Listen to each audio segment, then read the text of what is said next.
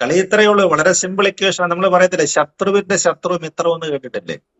ശത്രുവിന്റെ ശത്രുവിനെ മിത്രമാക്കി എടുക്കുന്നു. അതാണ് കളി എന്ന് പറയുന്നത് എന്നാണ് എനിക്ക് തോന്നുന്നത്. കാരണം എന്ന് പറഞ്ഞാല് വി ഡി സതീശനെ ഒരു കാരണവശാലും ശ്രീ വെള്ളാപ്പള്ളി നടേശൻ അംഗീകരിക്കുകയില്ല. അത് രഹസ്യമല്ല, പരസ്യമാണ്. അദ്ദേഹം പലതവണ പറഞ്ഞില്ലേ, അദ്ദേഹത്തിനെ ബോഡി ഷേമിംഗ് വരെ നടത്തി. പ്രതിപക്ഷ നേതാവൊക്കെ ആണെങ്കിലും ബോഡി ഷേമിംഗ്, തവളയുമായിട്ടൊക്കെ ഉപമിച്ചുകൊണ്ടാണ് പ്രതിപക്ഷ നേതാവിനെ കുറിച്ച് അദ്ദേഹം പറഞ്ഞത്.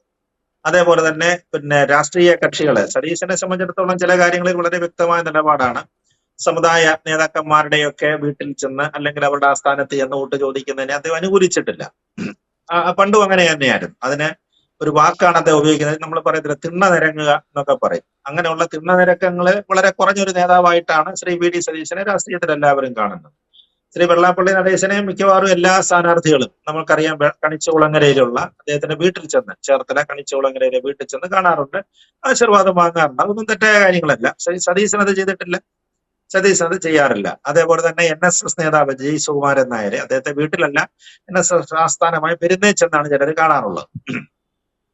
പക്ഷെ അങ്ങനെ കാണാൻ പോയ സമയത്ത് പോലും സതീശനെതിരെ വന്ന ആരോപണം എന്താണെന്ന്, സതീശൻ ഇത്തരം കാര്യങ്ങൾ ചില സമയത്ത് വളരെ കർശനമായിട്ട് ചില അഭിപ്രായങ്ങളൊക്കെ പറഞ്ഞു കളയും. അദ്ദേഹം പറഞ്ഞ, ഞാൻ അങ്ങനെ ഒരു സമുദായ നേതാക്കന്മാരുടെയും തിണ്ണ നിരങ്ങാൻ പോയിട്ടില്ല എന്ന് ഒരിക്കലും പറഞ്ഞു. ഈ അടുത്ത സമയത്താണ്, തെരഞ്ഞെടുപ്പിന് തൊട്ട് മുമ്പാണ് ആ വിവാദം ഉണ്ടായത്.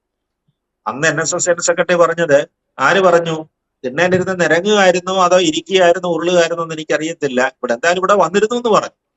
ഇവിടെ വന്നിരുന്നു, NSS ആസ്ഥാനത്ത് വന്നിരുന്നു, ചായയോ മറ്റോ കുടിക്കുകയോ ഒക്കെ ചെയ്തിരുന്നു എന്ന് പറഞ്ഞു.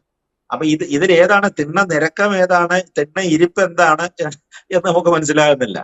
അപ്പൊ അത്തരത്തിൽ ഇവർക്ക് രണ്ടുപേർക്കും, സതീശനെതിരെ അദ്ദേഹം പറഞ്ഞിരുന്നല്ലോ, NSS സെക്രട്ടറിയും പറഞ്ഞിരുന്നു, അവിടെ ഇപ്രാവശ്യം NSSന്റെ വോട്ടുകളില് അത്തരത്തിലുള്ള ചില വാർത്തകളൊക്കെ വരുന്നുണ്ടായിരുന്നു. NSSന്റെ ആഹ്വാനം ഉണ്ടായിരുന്നു എന്ന് പറഞ്ഞ് സതീശനെതിരായിട്ട് പ്രവർത്തിക്കണം. അവിടെ NSSന് കുറച്ചൊക്കെ സ്വാധീനമുള്ള സ്ഥലമാണ് അവിടെ എന്ന് പറഞ്ഞാൽ. നമ്മുടെ ഈ തിരുവിതാംകൂറിന്റെ അത്രയും ഇല്ലെങ്കിലും വടക്കൻ പരവൂരിലൊക്കെ സ്വാധീനമുള്ള സ്ഥലമാണ്.